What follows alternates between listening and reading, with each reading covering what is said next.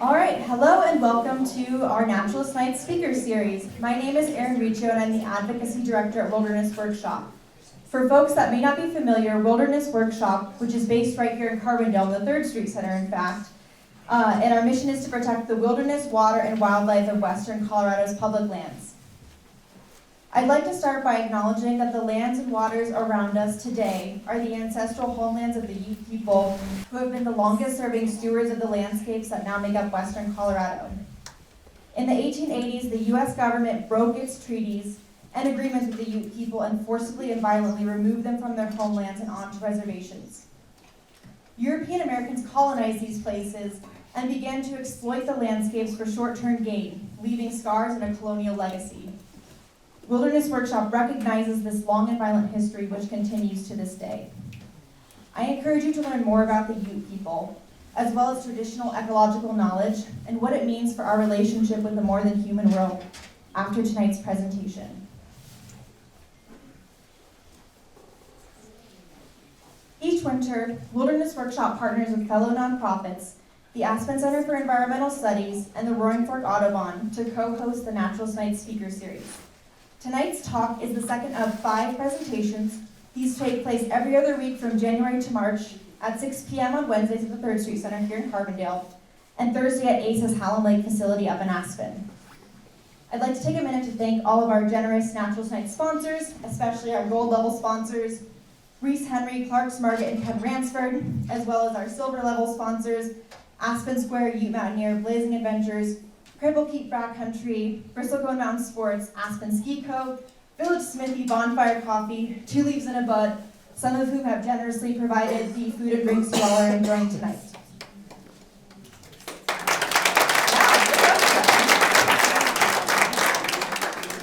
GrassRoots TV will be live streaming tonight's presentation on their website, as well as Wilderness Workshop and ACE's Facebook pages and YouTube channels linked here above.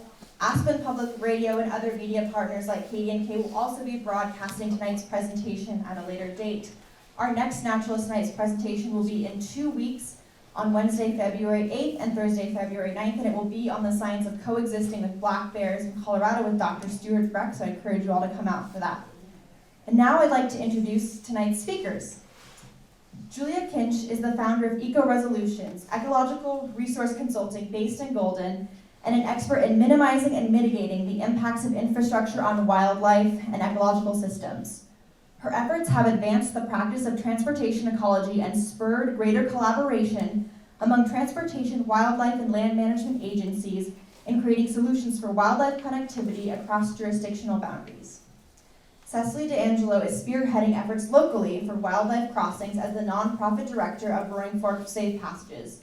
Born and raised in the Roaring Fork Valley, it has long been an interest of hers to protect wildlife in the watershed.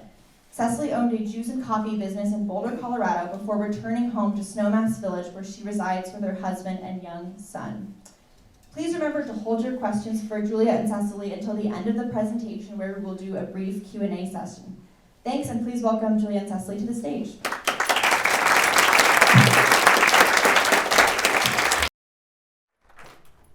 Hi, everyone. Thanks. It's great to be here, and it's great to see so many faces here. I'm really excited. I hope you're excited about this topic. It's one of my favorite.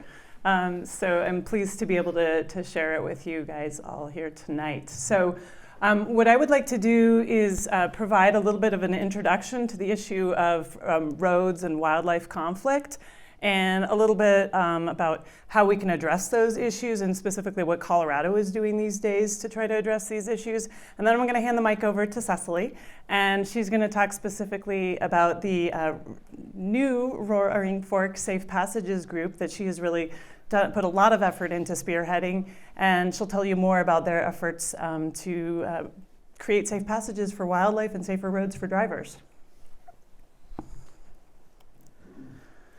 So I like to start with this, just the very simple fact that wildlife need to move. They need to move to meet their seasonal and daily movements, and to find food and water and access to mates and to raise their young. And actually, that seasonal access to resources is the major driver for ungulate movements, so deer and elk and other animals like that. And when they're making these movements, they often have to cross roads. So that's kind of where a lot of this conflict comes from. So this is a map from Southwest Colorado. I really like this map. It's based on GPS collar data of mule deer that the Southern Ute tribe has collared over many years. And this herd of deer, they winter in northern New Mexico, and then they migrate north to summer in the San Juan Mountains. And this is Highway 160 here that runs across the center of the map. And so you can see how this mule deer migration goes right across the roadway in these different pathways. And not only do they have to cross the road, this highway, there's also other roads they have to cross. They have to navigate residential areas and fences and oil and gas fields. So it's quite a journey, and they make this twice a year. So there's a lot of hazards in the way. And these data here represent wildlife vehicle collisions, the dots that I just overlaid on the map. And so the colors represent higher densities, so red dots are higher densities of collisions. And what you can see here then is this really nice correlation between the areas with the red dots and the higher densities of collisions and these movement pathways. So what we're seeing is that the areas where we have the highest concentrations of deer movement across the roadway are where we're also having the highest rates of collisions on that road. So the unfortunate result, of course, is that some animals die on the roadway. Colorado maintains over 23,000 lane miles of roadway across the state, and there's over 4,000 reported wildlife vehicle collisions. So those are accidents that are reported to law enforcement.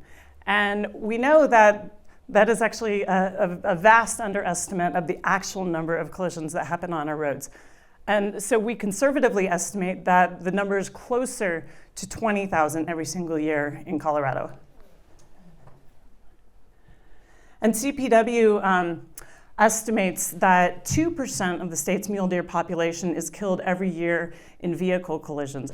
And so that means that the roadkill rate is actually higher than the annual hunter harvest, but without the economic and social benefits that hunting provides.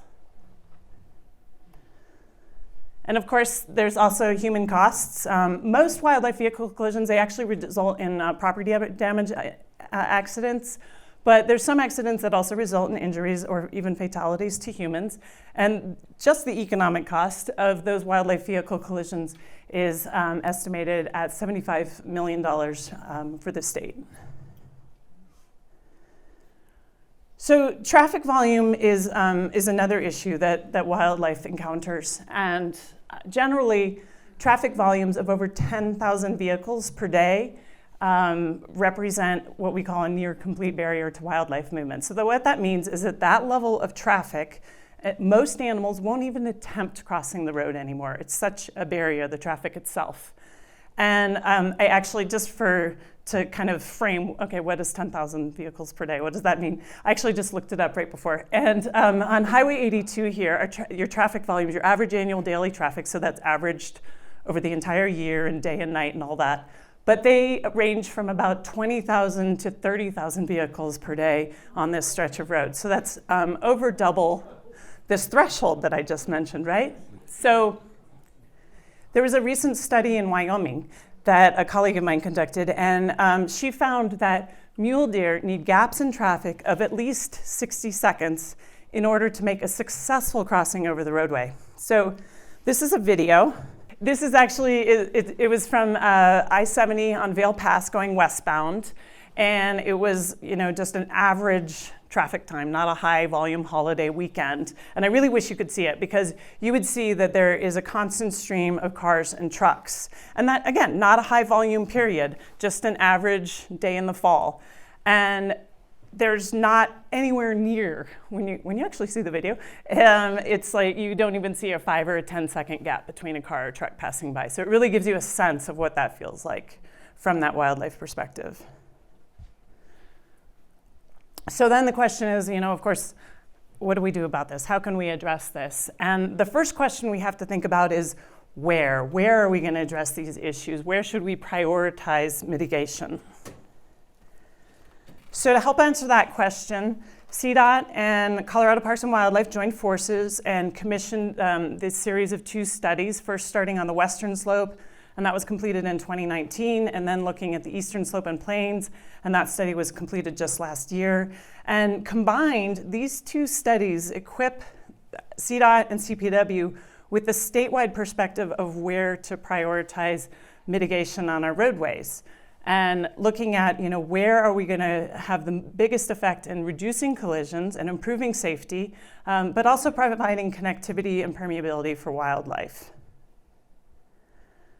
So here are the results from the Western Slope study, and the red areas are the highest priority areas in the region. So this is very much a regional scale analysis looking at this bigger picture. And what we see here is that certainly the northwest corner pops out quite a bit. No surprise there, because that's actually where we have the largest herds of migratory deer and elk in the nation. And we also see some areas kind of east of Durango in that area coming out. This was that roadway I showed you that movement model from the deer earlier. And then I pulled out this little clip of what's going on in the Roaring Fork Valley. And what we see here, again, is that this, looking at the regional scale, so not looking at it from a local perspective, but you see some portions certainly of 82 and of 133 just right outside here. So, and Cecily is going to talk about this more, about how she's looking to use these data and kind of reframe it and reanalyze it in the context of this valley so that we can really prioritize, okay, where do we want to focus our efforts here? So the next question, after we answer the where, is the how. So for this, the main thing here is that wildlife crossings and fencing, we know this is a really effective mitigation measure. We have such great success with this kind of mitigation.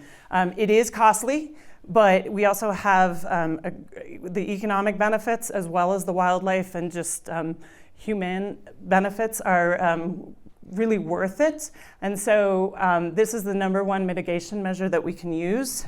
But there are other mitigation strategies, and they are perhaps less effective, but there are some strategies that sometimes we do want to employ, either just to reduce collisions to some degree so that it's better than nothing, or in other cases as to be complementary to other mitigation efforts. So doing multiple things together, and we can actually make a dent in the problem. You can see I have this little scale here along the bottom, and mitigation like reflectors, some of you guys have probably seen these, like roadside reflectors, and the idea is that a car passing by, their headlights hit the reflectors, and it creates a visual barrier for wildlife. We know that things like that, deterrence, like light and noise deterrence, they just don't work. So we can save our money on that, move on. We've all seen signs, of course, and what we found is that the more specific the sign, the more targeted it is, both spatially and temporally, the more effective it can be. So the yellow diamond signs, as soon as you pass those, you've forgotten about it. But if we can get a little bit more of a direct message out, that can be really helpful. So one place I like to put signs, for example, is at a fence end, because there's a good likelihood that wildlife could be moving in that area. Another system is what we call an animal detection or driver warning system. And what this consists of is a roadside wildlife detection. So usually it's something like a thermal system or radar detection that actually can detect animals as they approach the roadway, and then it triggers these signs. So when those signs are flashing, you know that there's an animal coming up to the roadway. So in concept, that's awesome. In reality, the technology is not quite there, and it takes a lot of driver learning. We have to teach drivers what to do. So I think there's a lot of promise here. In general, the results have been kind of and it's also costly to install those kinds of systems. So we're continuing to try to expand our toolbox. I think that's really important. We always need more things that we can do, because we can't always build wildlife crossings and fencing. So here's a little case study from State Highway 9. So this is in Grand County between Silverthorne and Kremling. And the mitigation objectives here were to reduce wildlife collisions and maintain permeability for wildlife. So this is an area, all this blue area here is mule deer winter range, and also for other species as well. And prior to the construction of the mitigation, over 60% of crashes that were reported to law enforcement were wildlife vehicle collisions. So most crashes in this area were due to wildlife and driver interactions. And they counted 63 of these wildlife vehicle collision carcasses every year on this stretch of roadway. So then post-construction, this is kind of what it looks like is this map on the right. And the mitigation consists of this nearly 10 and a half mile segment of roadway that has fence on both sides, 2 wildlife overpasses, 5 underpasses, and then mitigation like ramps and wildlife guards, and which are kind of like expanded cattle guards, and pedestrian access points, usually for recreation. So this is a little bit of a project background here, because I think this is really valuable, especially for other places that are interested in kind of more community-driven projects and how do we get more of these projects in our areas. And so this is a really good example of that from Grand County. This project was spearheaded by the Blue Valley Ranch, which is a local conservation ranch that has a lot of property along that stretch of roadway. And in 2001, they initiated conversations with CDOT to talk about, hey, what can we do here? And then those conversations stalled, and nothing really happened for a long time. But then in 2010, the ranch re-engaged with CDOT and actually brought nearly $1 million of funding to the table to help initiate a design process, to figure out the whole mitigation concept, and then to have those engineering designs. So it gets to a stage that we call shelf ready or shovel ready. But fortunately then, the project didn't have to wait too long for construction funding. There was a one-time grant opportunity through CDOT called RAMP, and that required a 20% match. And so the Blue Valley Ranch, they said, okay, we're gonna issue a challenge grant to help get these matching dollars that we need, because the whole project was $46 million, so it was for the wildlife mitigation, but also some other roadway improvements. And so the matching component was $9.2 million. So that's a lot of money. So they issued this challenge grant, and a local citizens group called Citizens for a Safe Highway 9, they convened and came together, and they succeeded in raising the rest of this match amount in 45 days to meet that grant application deadline. I know, it's almost insane. So they were very successful in reaching out to private donors, everything from $5 donors from across the country to really large donors. They also reached out to local governments. Towns contributed money. Summit County, the project's not in Summit County, but Summit County contributed money because their people drive through there all the time, right? And Grand County then met the final amount with the $3.1 million to meet the rest of it, so that they had that match made. And then later in 2013, the project was awarded that $36 million in the RAMP funds. I mean, when you raise $45 million or $4.5 million, $9.2 million in 45 days, you get the grant. So, I mean, this project, it could not have happened without those partnerships. I just can't stress that enough. Blue Valley Ranch was certainly a leader in that, but not the only one. We also had the citizens group. We had CDOT and CPW that really came together in this collaboration, and that was really important for this project, and the local community that really backed it.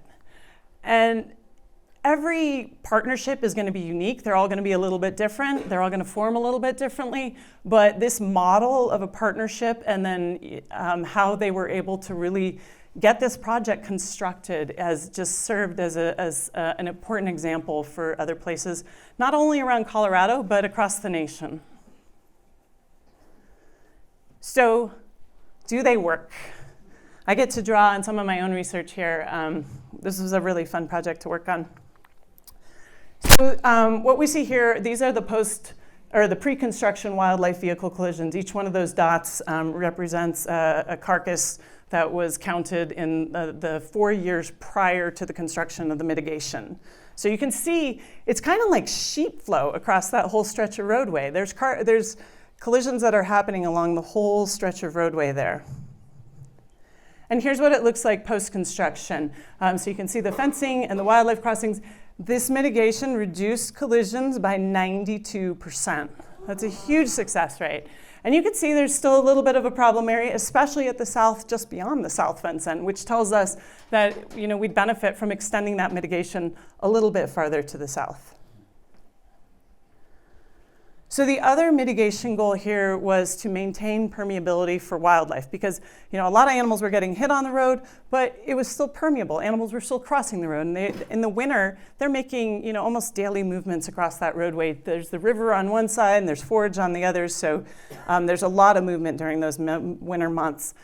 So our research team, we had cameras out there, and over a 5-year period, we collected data that showed nearly 113,000 mule deer successful passages under or over the roadway using those 7 crossing structures. So a lot of mule deer activity. And we also documented a 96% success rate. So that means the vast majority of deer that approached those structures went through them. And the other thing that I like to point out is that the structures were used by bucks and does and fawns. So we had a full representation of demographic groups, which is really important for population level connectivity, not just like some individuals of a population that are using a structure, because that does happen sometimes. Overall, we had 17 species that we documented using these crossing structures. We saw every ungulate species that is present in the area, so elk, moose, white-tailed deer, pronghorn, bighorn sheep. We also had a number of carnivores, and then my personal favorite is these 2 river otters. And what were they doing in the sagebrush?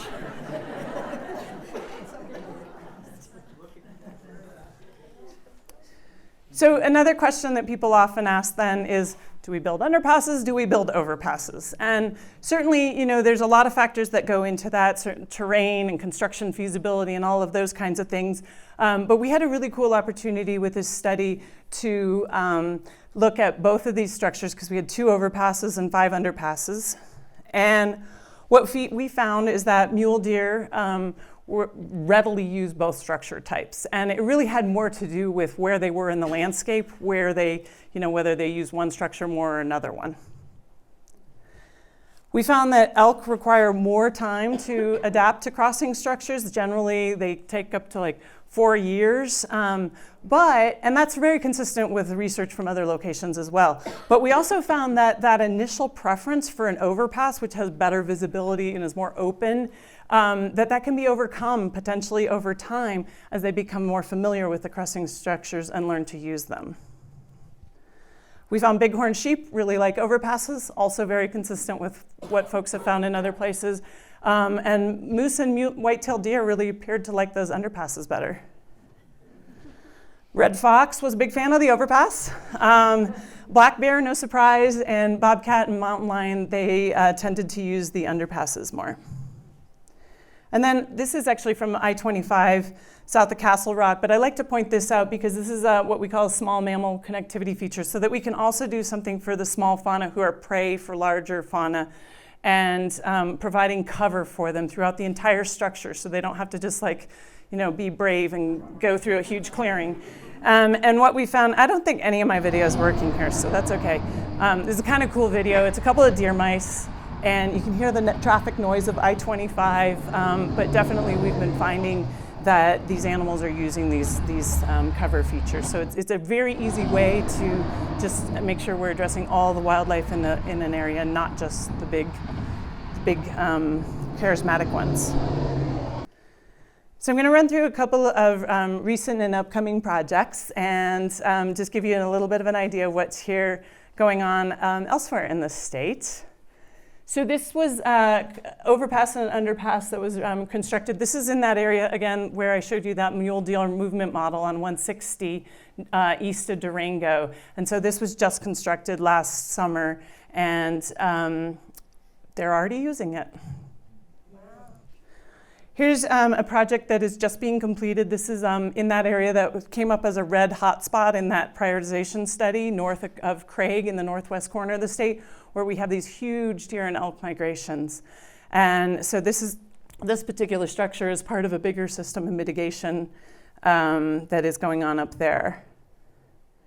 And here's one that is happening close to my backyard. This is, there's, as mitigation for a bigger transportation project, CDOT is building this crossing structure on I-70 at Floyd Hill. So, or actually it's like at Genesee, pardon me. It's kind of between the Genesee and Lookout exits, if you know that area. And that's a huge collision area on I-70, even with those traffic volumes. And elk get hit there a lot. So we're excited to be able to put these structures in and provide that connectivity for those animals, and also just not have those collisions on the roadway. This is another structure that's going to get completed later this year, and this one is targeting bighorn sheep. So this is on US 40, just before Empire as you're driving towards Winter Park. And this is an area where the road bisects the Georgetown herd, which is the largest herd of bighorn sheep in the state. And it's an important connectivity area between different subherds of this bighorn sheep population, and there's a ton of mortality here. This is the biggest mortality area for the Georgetown sheep herd. And so this crossing structure, what else is really cool about it is that CPW last year was able to acquire the land on the south side and add it as an extension to a state wildlife area that's right there. So that means we get the protected land and are able to just kind of conserve that broader corridor. I-25 Greenland, this is part of a bigger project. CDOT already constructed 5 underpasses that we're researching in this area between Castle Rock and Monument. And they also want to build one overpass over I-25. So this is a big structure, really trying to provide some additional connectivity for the elk herd in this area.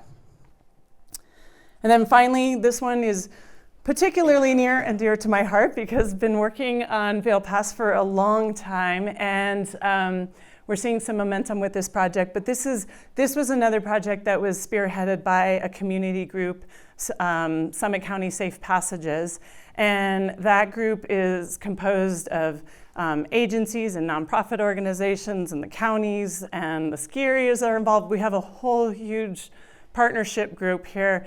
And we were able to conduct, well, first we conducted a planning process that was sponsored by the Forest Service. And that project identified East Vail Pass as the #1 priority in the county for mitigation. So that's where we focused our efforts then and said, okay, how are we going to get this done? And then Vail Resorts and Arapahoe Basin provided some funding to conduct an engineering feasibility study to develop some mitigation concepts. And that's what you see here. So this is the mitigation vision for Vail Pass. And there's already 5 existing bridges underneath the eastbound lanes of Vail Pass. This is where the eastbound and westbound lanes are separated by a wide median. And we want to build these 3 structures on the westbound lane, so an overpass and 2 underpasses. And this is going to happen. It's going to take some work, but it's going to happen. So I want to turn it over to Cecily now to talk about the Roaring Fork Safe Passages.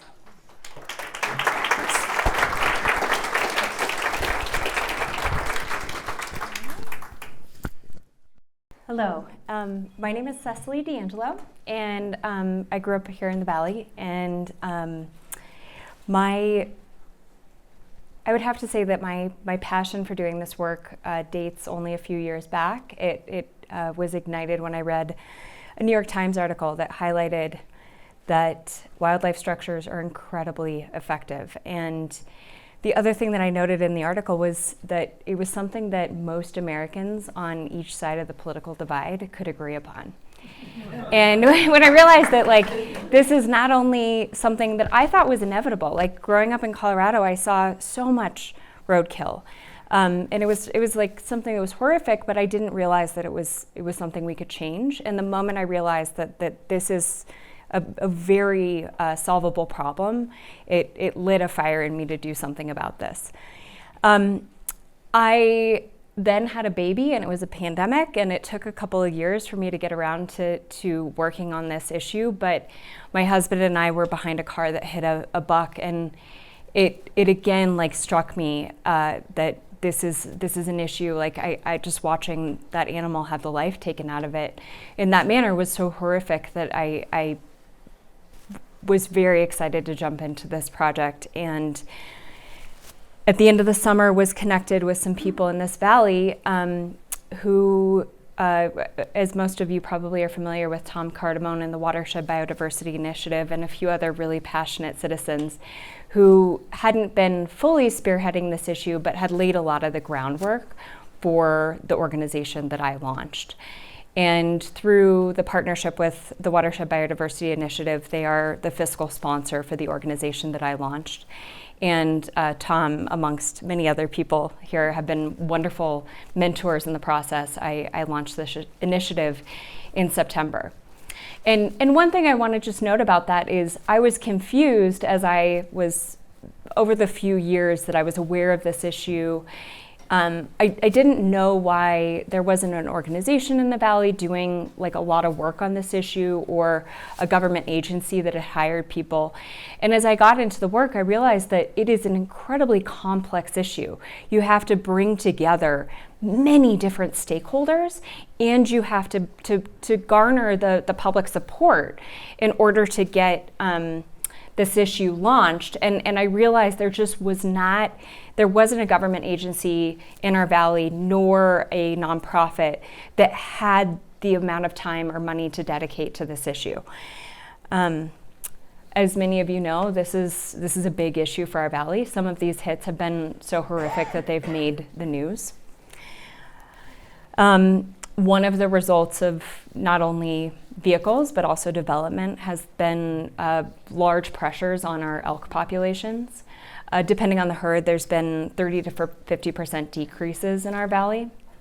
One of the ways that we can support these populations is by removing the barrier of moving between their winter and summer locations, or just their daily migrations, and connect them to the high quality habitat on each side of the road. This is a great way to ensure their populations that will be healthy far into the future. This is a little graphic of Highway 82 in our watershed, and let's try to knit it back together as best we can.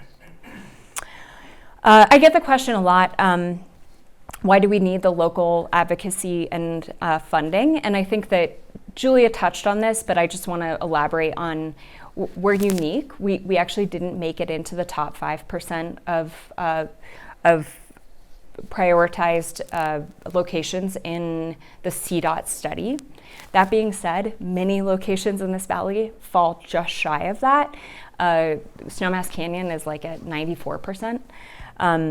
And so that's just one thing to note. It doesn't mean we won't get support from CDOT, but it means that we have to advocate for ourselves even more. CDOT also has a backlog of projects. So while they are starting to tackle more and more of these wildlife structures, and there's federal funding to support them, there's it often gets put into a 10-year work plan where they're already doing work on a road, and if that section of the road needs wildlife mitigation as well, then the money can be pulled in for that. And they are also selecting some key projects. Our valley probably would be low on that list, and it could be many, many years before we see anything done unless we spearhead it ourselves. As I just said, when a local community initiates, you're far more likely to get a response from state and federal funds. And CDOT has given me a warm, not like a 2 thumbs up, but a warm nod. So just, I've been talking to them already, yeah. And a couple additional examples of, and Julia did touch on most of these really interesting private-public partnerships. And it's actually not just private-public, it's local, it's city, it's county, and then you're matching with the state and federal funds. Is the Wallace-Annenberg Wildlife Crossing in Los Angeles, and they just broke ground on that incredible structure which will connect the mountain lions in the Santa Monica Mountains that are now facing a horrible problem of inbreeding to the other populations on the other side of the 101. The Colorado 9 project, which again is so inspiring to me. I get very emotional if you all go home and watch the Colorado 9 videos, they're just incredible. And Julia's project, which is the East Vail Pass, and they are making incredible headway. So just to tell you guys a little bit about where Roaring Fork Safe Passages is in this process, we are fully funded to commence the prioritization study, which will examine both Highway 82 and 133 in the Valley. We're incredibly lucky to have Julia commencing on that she'll be commencing on it in March. And that will take a look at the locations in the valley that are not only the worst for wildlife vehicle collisions, but also where we need to connect these healthy, preserved sections of habitat in our valley that animals can get to. So we want to be able to create the connectivity between the highest quality habitat we can. As Julia does this project, she's not reinventing the wheel. Tom Cardamone's study with the Watershed Biodiversity Initiative has laid incredible groundwork for us to make really good decisions as we go about this process. The other piece is that we already have the Western Slope Prioritization Plan, and really what Julia will be doing in this process is synthesizing all that to ensure that the locations that float to the top of that list are the right locations, and that they're feasible and the projects that we want to start with. The next part of this will be taking the top 3 locations, and when I refer to a location, it's a roughly, give or take, a 5-mile stretch of highway, and we will be doing mitigation plans. We're not quite fully funded for this, but I already am in talks with Julia to be able to do this project, which hopefully would commence at the end of the summer. As we work on these mitigation plans, it's not in a vacuum. We will be doing it alongside CPW, CDOT, local counties, and then any other stakeholders. As you guys can imagine, there could be a private landowner, and speaking to them and ensuring that wherever it is, it would be very feasible, well accepted, and then connecting preserved pieces of land. This can't be a place where like a subdivision is going to be built in the future. So there's a lot of steps that go into ensuring that what we're choosing to mitigate is the correct piece. We, just to finish up, have some really incredible volunteers that have been, I actually don't know what some of the volunteers even look like, so you guys might be here and I don't even know. But we've had people join with expertise in everything from design to comms and helping me with social media. And someone just wrote my newsletter for me, which was really sweet because it was just too much for me to tackle this week.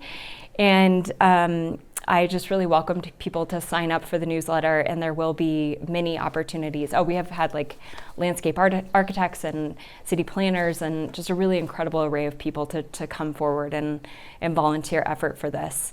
And the second, piece of this is going to be fundraising. So I encourage you to check out our website, and I'm going to open it up with any questions. Yeah.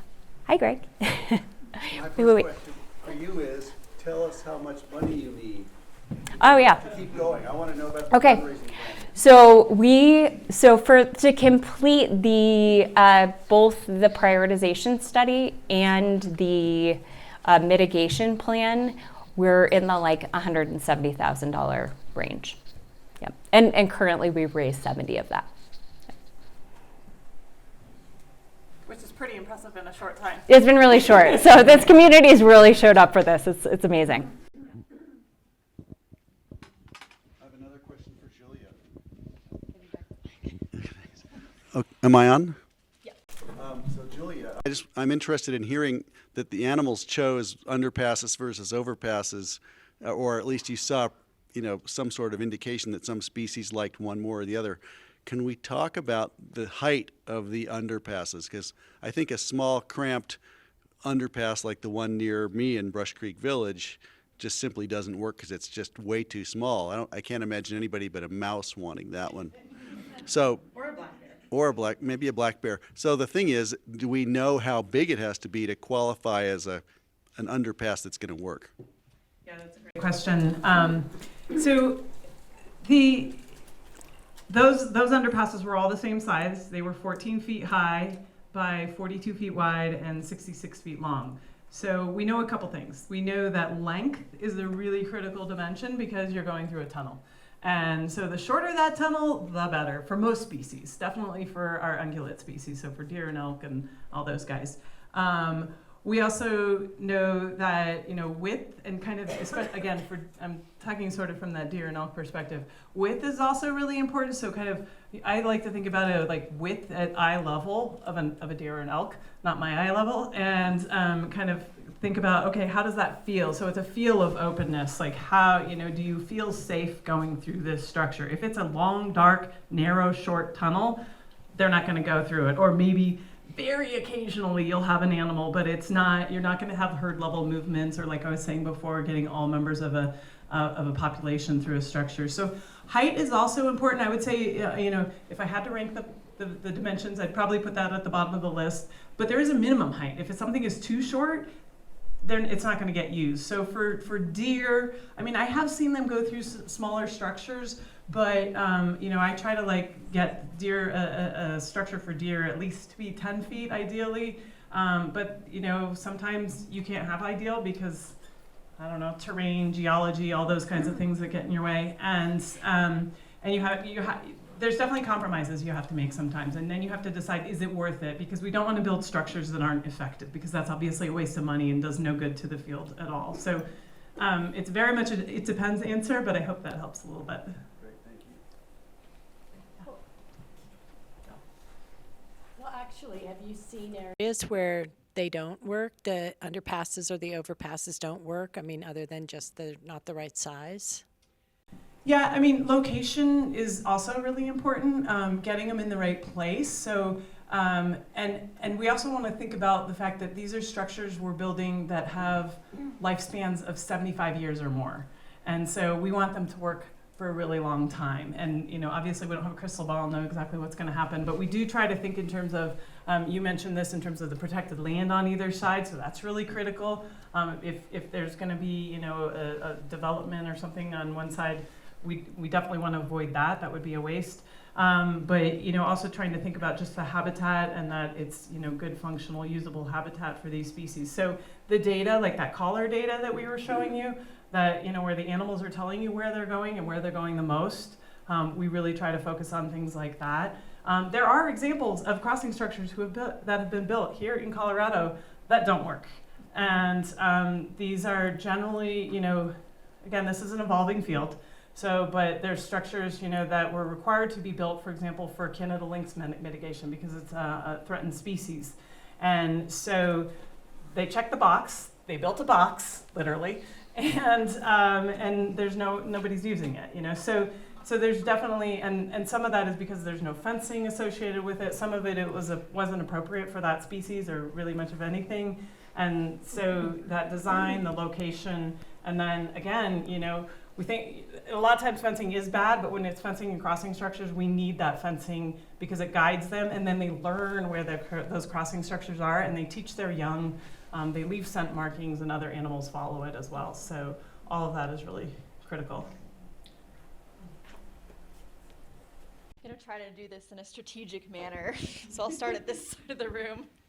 Thanks. So I'm particularly curious about and I think this is a question for either of you, I think, but raising $4 million in 45 days is something that's quite unheard of, I think, in most philanthropic endeavors. And for most of us in this room, we're both practically minded and also a little sentimental, of course, about wildlife. So I think we might say, well, sure, we'll donate to that. But I'm curious, what was the most effective messaging for the fundraising organizations that you saw raise that much money in such a short period of time? What was it that was so successful in convincing these places to donate? The first dollars are the hardest dollars to raise. It's so they raised $4 million in 45 days, but that was 15 years before that. So it was definitely a long thing. We're seeing the same thing on Eastvale Pass. People have been talking about Eastvale Pass for almost 2 decades. But once you get that ball rolling, so once you kind of, and there's different ways to get there, so it's a little bit hard to answer your question, but once you can get that ball rolling, I think that messaging becomes much easier, because then you can say, hey, this is going to happen and we need your money this much on this time frame. And then that gives a very specific goal, and especially because you have this grant, hey, if you give this, we get that. It leverages so much more money than what any individual is giving. So I think all of that is part of the message. I mean, of course, the value and the benefits to wildlife and to humans, that's a given. But I think really just kind of that progression of a project is really crucial to that tipping point. Do you want to add to that? Sure.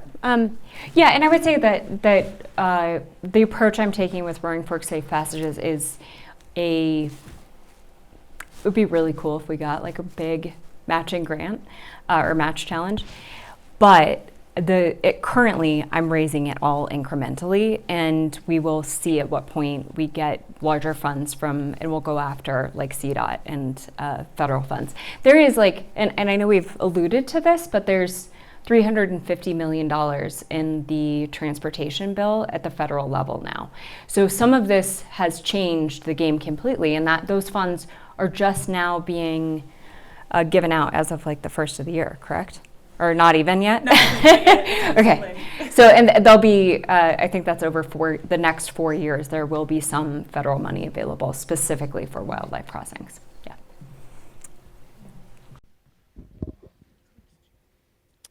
Right. Keep your hands up so I can remember. I'm just curious to know if you have any data on the fencing that was placed along I-70 from Garfield County west, if it has had any effect in directing animals to the corridors in the last couple years, because that fencing went up, 2 or 3 years ago?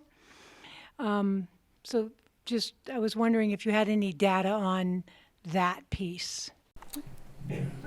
I don't. However, two things. One is I bet that wildlife vehicle collisions have decreased. I'm pretty confident in that, though I have not looked at the data myself.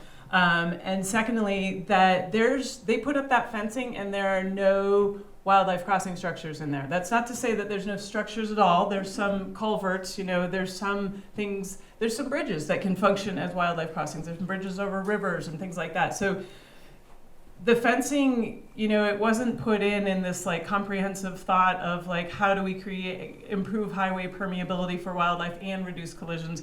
It was really focused on the collision reduction side of that equation. So I think it just increased the barrier effect from the wildlife standpoint.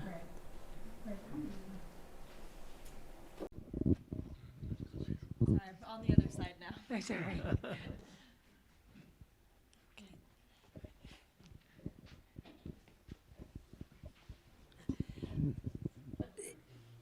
Do you have any data on whether the relative cost of an underpass versus an overpass? And since some are more effective for different animals, would you then choose one over the other in specific areas? Yeah, absolutely. We definitely design around the species that are in the area. So that's a huge factor in it, is that we want to build. If we're going to invest in this, we want them to be effective for those wildlife. So absolutely designing around those species. So where we have elk or bighorn sheep, those are how we have to think about those species. Deer are relatively easy, all things considered. So that is a big piece of the equation. And with regard to the cost part of your question, generally underpasses are cheaper. And so, for example, on Highway 9, and this was 2015, times have changed, but back then the underpasses were just over $1 million and the overpasses were just over $2 million. And it depends on so many factors, though. You're also looking at the terrain. Sometimes it just makes sense to have an overpass. Sometimes it makes sense to put an underpass. So there's a lot of factors that go into that cost as well, but just as a rough guide.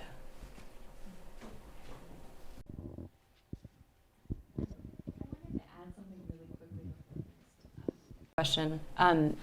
I also wanted to clarify that I see the mission of Roaring Fork Safe Passages in the long run as being one that uses some of the low-hanging fruit that we have in the valley. So optimizing the fencing here, ensuring that we have better repairs on fencing when it comes down, ensuring that the places where animals are getting out into the freeway, where the fencing is down, like ensuring that they can't get out because there's cattle guards. So this isn't, it is about the crossings, and like that's the ultimate goal, but I also see Roaring Fork Safe Passages having a longer term presence in the valley to ensure that we're also using all the tools that are available. Some of those are going to be significantly cheaper. Okay. Your organization, is it a 501c3? So Watershed Biodiversity Initiative is a 501c3, and they're fiscally sponsoring us. So they receive the funding, and it directly goes to this organization. Yeah.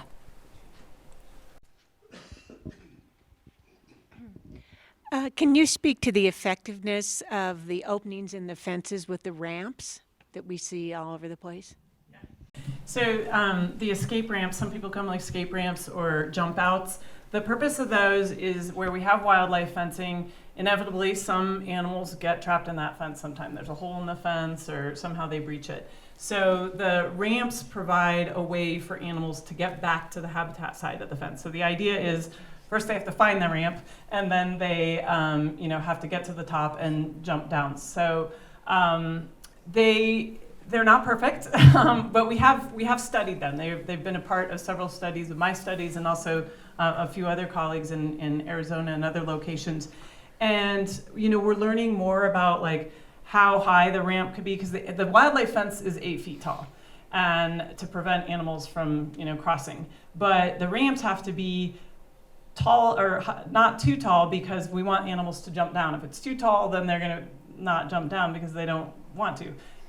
But if it's too short, then they can jump from the opposite side. So there's this balance there. And then you have to think about all the species in the landscape. Like a bighorn sheep can scale something that a deer can't scale. So there's a lot of those issues.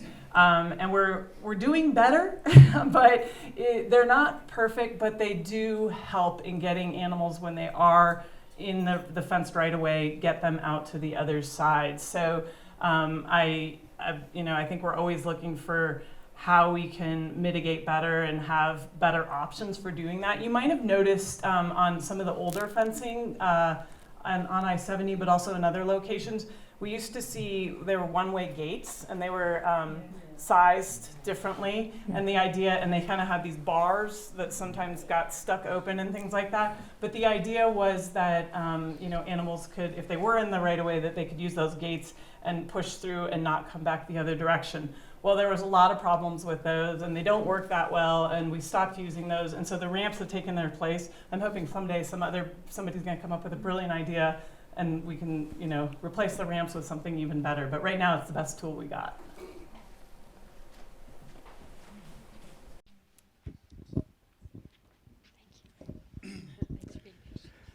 What role can seasonal trail closures play in reducing wildlife vehicle collisions? The question was, what role can seasonal trail conditions play in reducing wildlife vehicle collisions? Wow. I think that's going to be it depends on where that is and what kind of habitat you're in and things like that. So I don't know if I can specifically answer your question, but I can say that when we're thinking about crossing structures and making these huge multi-million-dollar investments, that we want to think about things like what is the recreation use. So not only the development, we talked about that, you don't want to have development on the other side of the crossing structure. We also don't really like people using our crossing structures. We know they're more effective when human use and wildlife use is separated. So the other piece of that, though, gets to just trail use. And so when wildlife and human recreation is in the same landscape, especially right around a crossing structure or in any kind of critical habitat, but you want those animals to have access to the structure and feel free to use them. So if people are recreating right around the structure, then that would be an issue. And so I guess circle back around to your question, I would say the more effective the crossing structure, the more we can reduce those collisions.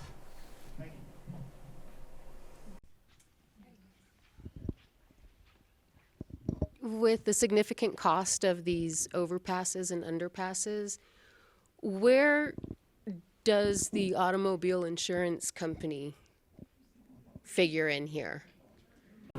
Not very much, unfortunately. We've approached insurance companies many times over the years, And I can't really do this justice, but I have had it explained to me by somebody who is like deep in the insurance world. They're not really incentivized to do anything, to put real dollars to it. What I've seen is that the insurance companies, you know, they might start some kind of just general education and outreach efforts, but they haven't put like real dollars towards actual crossing structures. State Farm, they do produce reports of wildlife vehicle collisions for every state. And then they rank the states across the nation of who has the most collisions. And West Virginia is usually way up there with all their white-tailed deer. And they do, you know, some outreach and kind of just, you know, media and press releases around that. But, and I think State Farm, they actually did fund a study, like a prioritization study in another state. But yeah, we haven't seen the insurance companies step up. Yeah. My real question is the federal government going to require that? Because they really benefit from this as well. I was just curious. They also benefit, I mean, this is going to sound cynical, they also benefit from collisions. So, you know, I don't see that happening. I mean, that's way out of my wheelhouse. But I think the federal government is doing a lot of other things to address the issue, not just of wildlife vehicle collisions, but actually thinking about connectivity for wildlife. And so through a lot of the different agencies and funding programs.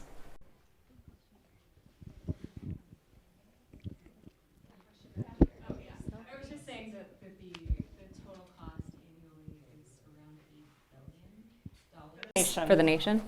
So there's $750 million here in Colorado, but that's a high number. Yeah. Yeah.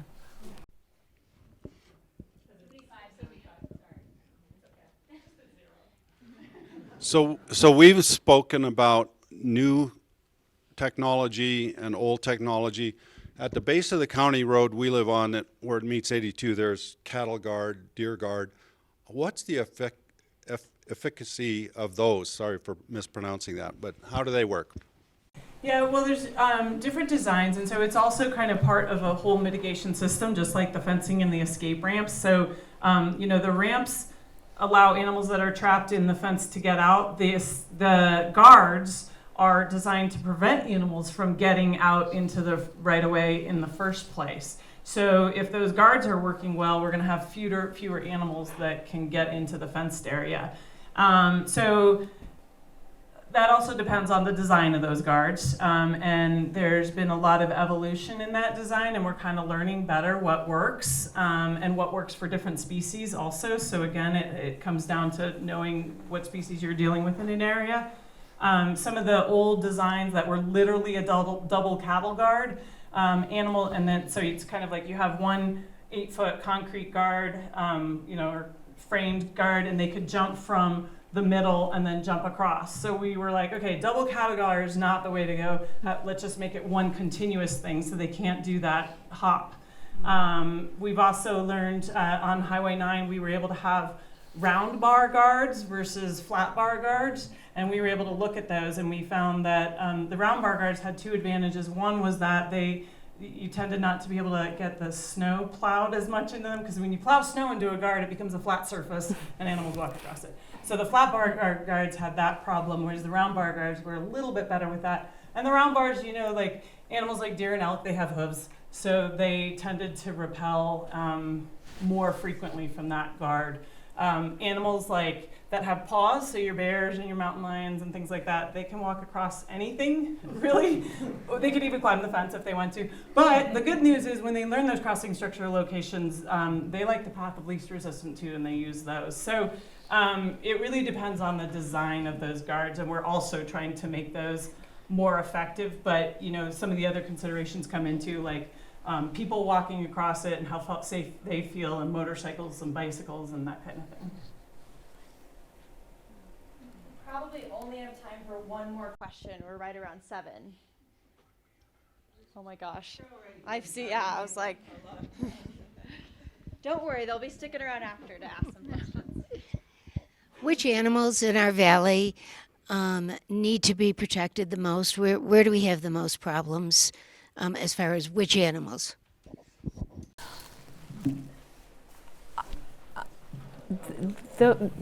This is actually, I wish Tom Cardamone was up here to speak to this question, but I would say that from my knowledge, the elk population is suffering the worst. Yeah. And is there a problem with the moose population that's moving into the valley too? I think that, you know, I'm so sorry. I'm not the I'm not the wildlife biologist, but I think that population is to an extent coming back, which is really exciting. From in my lifetime, I remember as a kid, I never saw moose.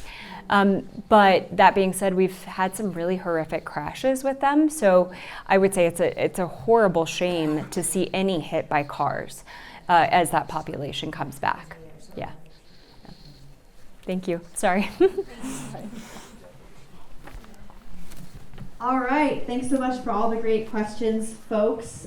Please stop by our table on the way out. I really encourage all of you to come and sign up for the Roaring Fork Safe Passage email list. My coworker Grant's gonna have it away. Yes, he's holding it up for me.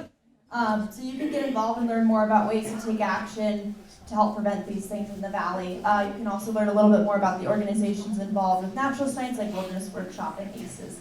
Thank you all so much for coming, and our next map is